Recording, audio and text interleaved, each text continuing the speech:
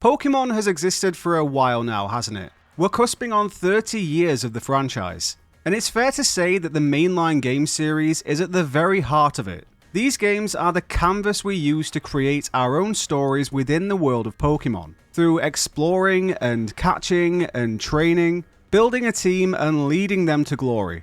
But there's a sentiment among a lot of long-term players these days that something has changed. Something feels different now. Despite all the useful quality of life additions, and expanded mechanics, and everything else alongside them, some people feel that the magic isn't quite there anymore. Or at least it's not what it used to be back in the days of classic Pokémon. And the easy answer there is that we grew up. That childhood sense of wonder and whimsy no longer drives our video game experiences. But I think it probably runs a little deeper than that.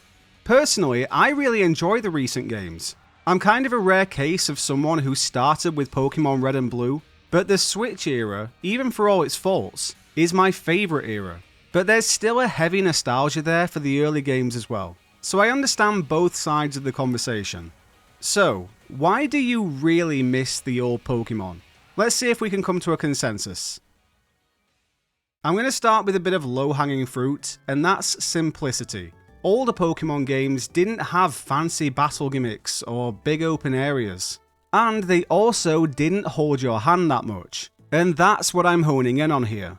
There weren't NPCs stopping you every 10 steps to explicitly tell you where you needed to go next. It was a simple adventure that was, for the most part, entirely yours to navigate your way through.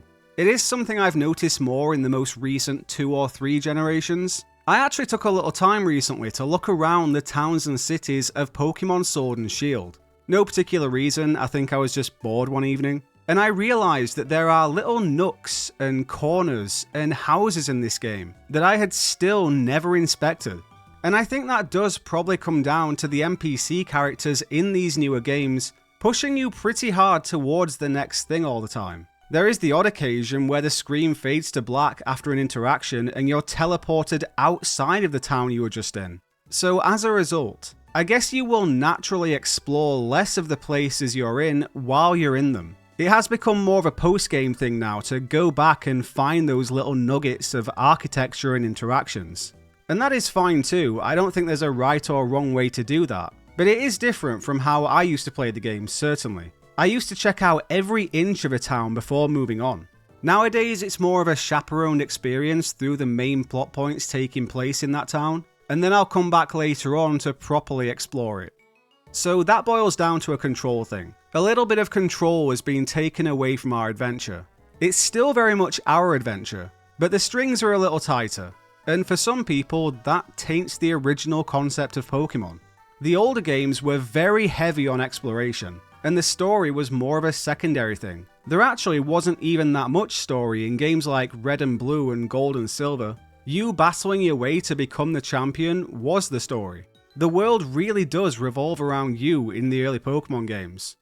Then we had the Generation 3, 4 and 5 games where story was creeping in a little heavier.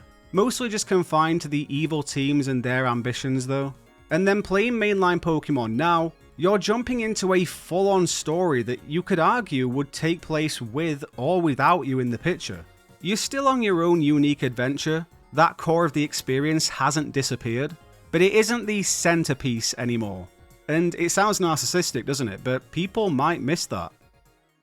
The older games were very simple representations of the worlds they were set in. This next point isn't actually exclusive to Pokémon, you could say this about any game, but I think it's still worth noting for a minute or two. The first 5 generations of Pokémon were 2D pixel sprite games. So the towns and cities, for example, being condensed down to just 4 or 5 buildings wasn't an issue for us, because we just sort of naturally understood that this is a simplified representation, and we were happy to fill in the gaps in our heads. Now we're in 3D, and even in open world territory, there's less there for our minds to fill in. We take the game's visuals more at face value, as a fully fleshed out picture of that location. The issue with that is that we're still sometimes getting towns with the same 3 or 4 building layout.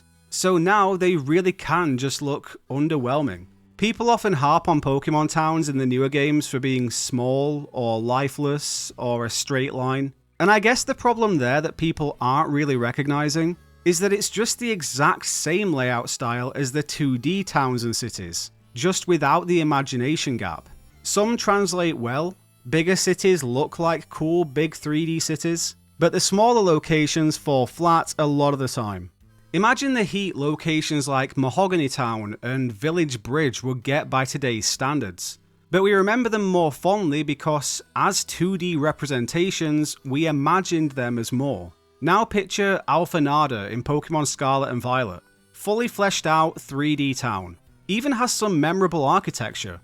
But do you think of it that fondly? If this town was in a 2D Pokemon game, I think I'd really like it. I think a lot of people would really like it. It would stand out in my opinion. But in 3D, with those same proportions as a 2D sprite world, it's completely forgettable.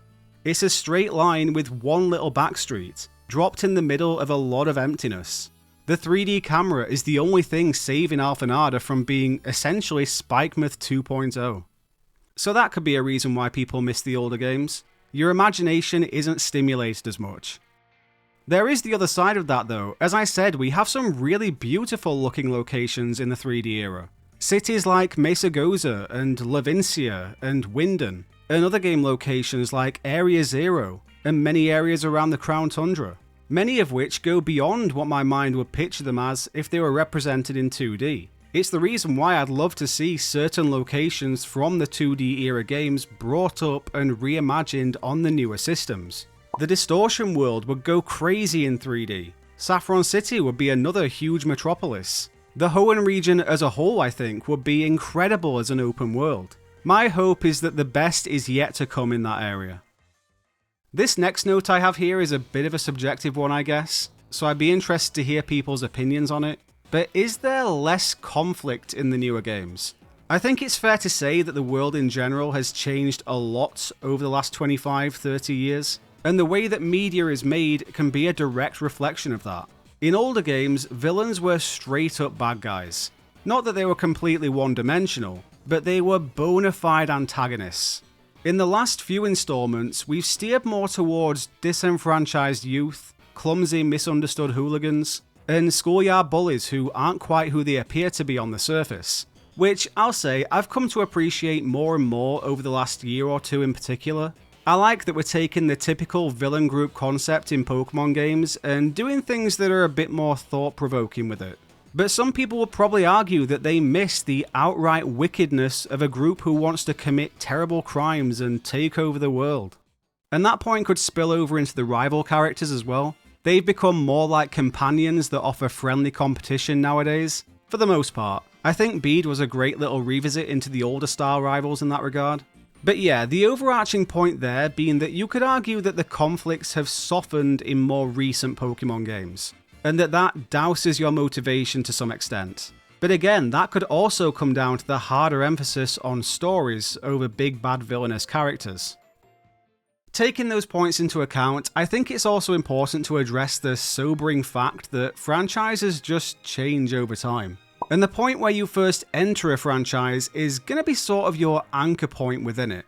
You get an idea for what it is based on your first few exposures to it, and that then becomes the thing you measure all future releases against. Whether you enter the mainline Pokemon games at Red and Blue, or Black and White, or Sun and Moon, that's going to influence what a Pokemon game fundamentally is in your mind. And when that changes, it's pretty normal to initially have a bit of a visceral reaction at first. But hopefully that doesn't inhibit your ability to enjoy the games. I'm loving mainline Pokemon more than ever at the moment, and I'm pretty excited for the next few years. But I'd absolutely be interested to hear what you guys think about this. Have you experienced that feeling of the magic being lost in any way? Maybe you still think it is just nostalgia presenting itself in different ways. Whatever you think, drop a comment and let us know where you sit. While you're down there, please do drop a quick like on the video, that helps a lot. Subscribe for more Pokemon videos, special thanks to our channel members, and of course join the Discord, we have a lot of extended chats over there. Thanks for watching, take it easy, and I'll catch you in the next one.